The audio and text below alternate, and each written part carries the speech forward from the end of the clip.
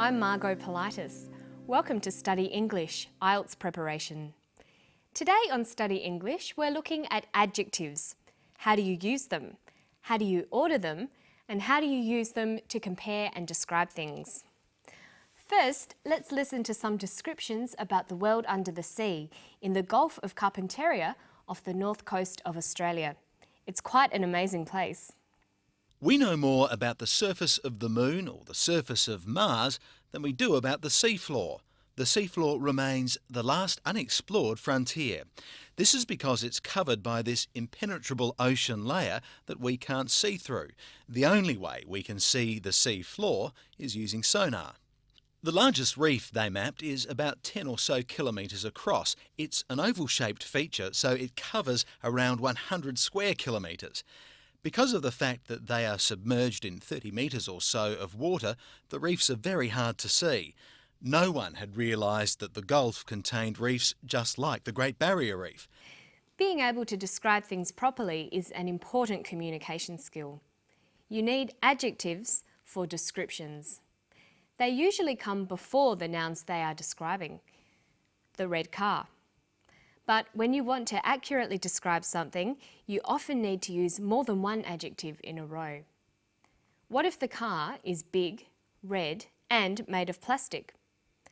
We call it the big red plastic car. Notice that the adjectives are usually separated by commas. But why don't we call it the red plastic big car? How do you know which order to put the adjectives in? Well, for native speakers, it's just that it sounds right. But luckily, there are some rules. It's called the Royal Order of Adjectives. Let's have a look at it. First, we have the determiner. That's articles, a, an, the. Numbers, or a word that describes the amount of something.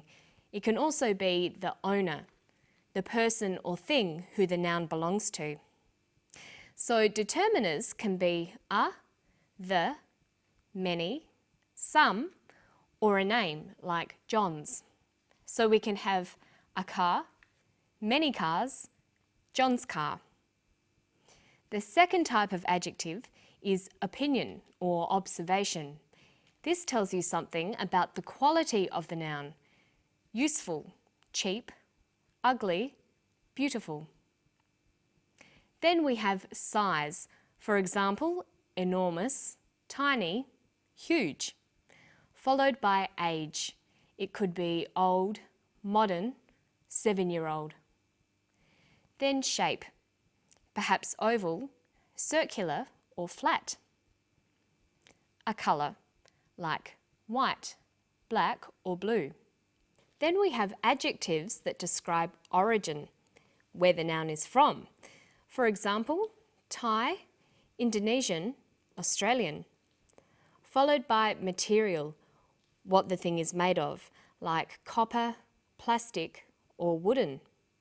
Lastly is the qualifier. This is something that's an integral part of the noun.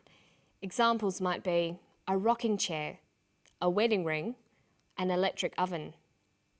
There are, of course, a few exceptions to these rules, but it's important that you learn them and practice them whenever you can. Have a look at these words and see if you can turn them into a phrase.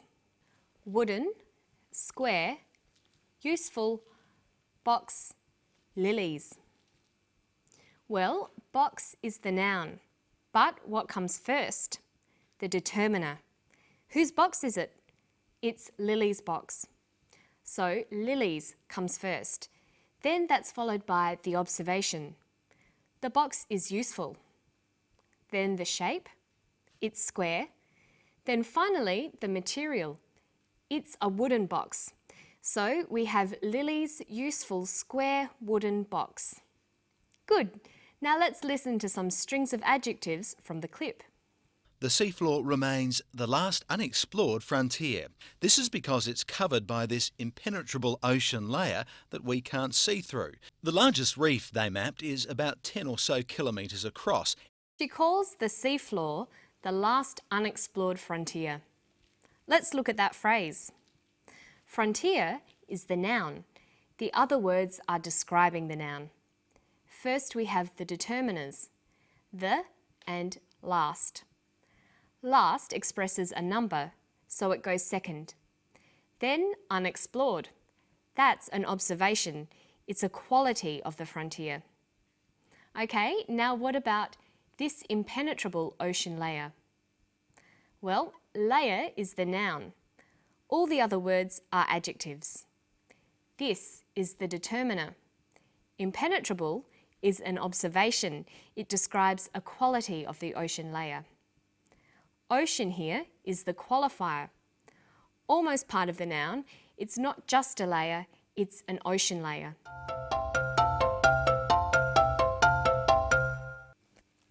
Okay, now you try one.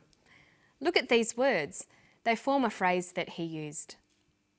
Largest, reef, the. Well, reef is the noun, so it comes last. The is a determiner, so it comes first. Largest describes the size, so that comes after the. So we have the largest reef. Okay, there's another way adjectives can be used as well. They can stand alone. They describe nouns by following the verb to be. When used in this way, adjectives are complements. Listen to one here. The Gulf of Carpentaria is very flat and featureless. The Gulf of Carpentaria is very flat and featureless. In a phrase, this would be the very flat, featureless Gulf of Carpentaria. But used as a complement, the phrase becomes a full sentence. The Gulf of Carpentaria is very flat and featureless. We can take the phrase, the big red plastic car, and turn it into a sentence. The car is big, red and plastic. Notice that the order of adjectives still stays the same. Now let's look at how you go about describing things. It's often necessary to focus on particular features such as shape, size, dimension, weight, colour or texture. The more you have built up your vocabulary of adjectives, the better your ability to describe things accurately. So you might write up adjective lists according to groups. To describe shapes, we can say circular, triangular, rectangular, spherical, but we just say square. It's also possible to describe something by saying it's like something common. So we can say something is egg-shaped or kidney-shaped. Listen. The largest reef they mapped is about 10 or so kilometres across. It's an oval-shaped feature, so it covers around 100 square kilometres. When you're writing, you should always aim to make your descriptions as accurate as you can. But sometimes you can't be exact and you need to describe something approximately. The largest reef they mapped is about 10 or so kilometres across. It's an oval-shaped feature, so it covers around 100 square kilometres. Because of the fact that they are submerged in 30 metres or so of water, the reefs are very hard to see. Dr. Harris uses the words about, around, or so with numbers. About 10 kilometres, around 100 square kilometres, 30 metres or so. Notice that the phrase or so always comes after the number, but the others all come before. You might also hear people say around about. In formal language, we'd probably say approximately. These are all signs that the amount is not exact. And now it's around about time for me to go. I'll see you next time for more Study English. Bye-bye.